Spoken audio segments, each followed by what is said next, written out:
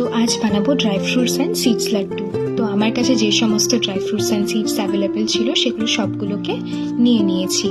প্রথমে কড়াইতে আমন্ড আর ওয়ালনাটকে ভালো করে ড্রাই রোস্ট করে তারপর একে একে pumpkin seed, watermelon seed, sunflower seed and chia সিডসকে ভালো করে ড্রাই রোস্ট করে নিয়েছি। এগুলোর জন্য কিন্তু আমি কোনো রকম কোনো ঘি বা অয়েল ইউজ করিনি।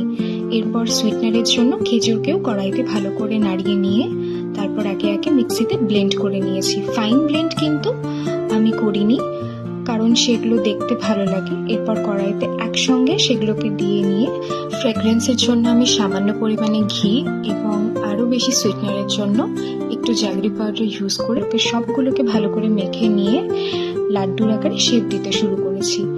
লাড্ডুর আকারে শেপ না দিয়েও এগুলোকে বরফির আকারে শেপ দেওয়া যায়, বাট লাড্ডুটা বেশি প্রেফার করি আমি।